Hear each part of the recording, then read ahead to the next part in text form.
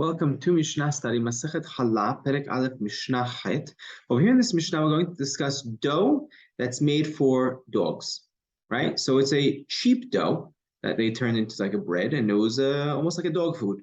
Now, this dough, which is called Isat Kilavim, it seems like according to Harambam, right? Well, it's what is it exactly? It's dough that's made with like a lot of chef. Right, so it's not like a pure flour. It's very cheap. So they would use this for dogs, and sometimes, at least according to Harambam, they would think, right? They would have a machshava. Maybe I'll use it for myself as well, right? I guess people were poor, they couldn't afford, so I may eat this myself. Now, if a person says I may eat this myself, that already may constitute it as regular hallah, right? As bread that would be obligated in hallah. So there's two types of what we're going to call isata kilavim over here. Bizman sharu'im mochlim mimena, and when the ru'im, the shepherds, are not eating from it. So they're either eating from it or they're not eating from it. Now, other mefarshim explain that it's talking about a grade A dough for dogs, or grade B dough for dogs. Like it maybe there's extra chef in there, right? Or it's better dog food, worse dog food. Some of it's edible, some of it's unedible. According to Harambam, it seems to be the same, right? There's one item called, dog food, right? That's dough for dogs, and depends. Sometimes the shepherd would think, right? He would have a machshava. I may use this for myself. So that's going to be the distinction of the Mishnah, and I'm going to explain the Mishnah how Harambam would interpret. So isat klabim, right? Dog food, right? This dough that's made for dogs. When the shepherds would eat from it, so they had an intention, they thought about it. Oh, I may eat from this. It's obligated in hallah.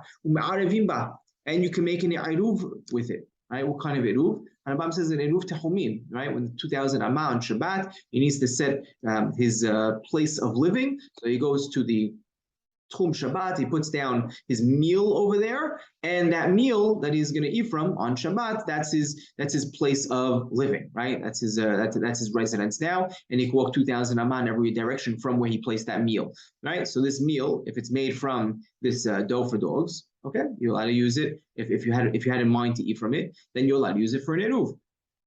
Parenthetically, other mefarshim explain that it's eruv chatzerot, right? That they will make an eruv on Shabbat with it, to carry, right? So there's different types of mefarshim here.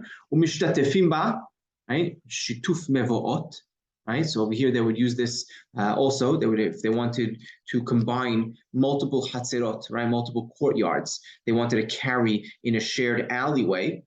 Right, so they would need to do something to the alleyway to show that it was a reshut yachid, and then they would have to set aside also some type of bread or wine or something that they could go ahead and they're showing that they're one unit and they're all eating from the same meal, right? So if they're using this dough, if they planned on eating from it, that would work as well. You could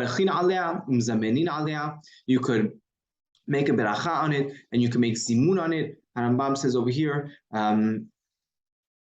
Well, okay, it seems like we're talking about over here Birkat HaMazon, right? Or Birkat HaMotzi or Birkat HaMazon, and making zimun afterwards. V'na'aset b'Yom Tov, you can make it on Yom Tov, right? Meaning what? In general, you're only allowed to bake something on Yom Tov if it's for your consumption, human consumption, right? Hu levado ya'aseh lachem. That's what the pasuk says. Okay, v'yotzeh Adam Pesach, a person's allowed to, you could use it on Pesach, right? Right. So that's what we learn from Mishnah. By the way, Hu levado ya'aseh lachem, we say that pasuk, you could use it, and they actually doresh in that pasuk. They said lachem v'lo laklavim, right? For you, you're allowed to make something for yourself on Yom Tov to eat, but not for your dogs. Okay, so that really sums all this up. So this isat kilavim, if it's something that you're going to eat, then it's going to be obligated on hallah. That we actually learn from pasuk in Parashat Shelach, ba'acholchem milechem haaretz, right? When you're eating from the bread of the land, right? So it has to be for human consumption. Okay, that's that's when you had intention. Now, if there was no intention to ever eat from it, the shepherds to ever eat from it, so it's not obligating halal. You don't use it for an iruf tehumin. You can't use it for shtuf mevot. You can't use it to make a beracha, and you can't say zimun. And Rambam says why? Because it's like kotnit, right? Because it's like a bean, right? So it seems like from here that Rambam would actually say that you make a beracha, possibly adama, on it. Farshim debate Adama, Shakol, what exactly you would say. But when the Mishnah says En Mevarachin, it's talking about Hamotzi or Birkat Hamazon that you're not going to say. Ve'ena na'aset b'yom tov, you can't make it on Yom Tov, as we said. Hu devado yasadachem, not the klavim. Ve'ena you would say by Yom Tov Pesach, you can't use it on Pesach, as we said earlier, because you're only allowed to use on Pesach something that's obligated in Hallah. Right, that was the first Mishnah now in Masechet. Ben kach uben kach mitameh tumat uchalim, right? Either way, right? Whether you had the machshava, didn't have machshava, right? It's always can become tameh from tumat uchalim, right? It's still considered food in regards to becoming tameh because food doesn't need any machshava to become tameh, right? It doesn't need any thought process in order for it to become tameh. If it's something that can be eaten, right? Then it's going to be susceptible to becoming tameh until it becomes pasul min le'achol adam, until it becomes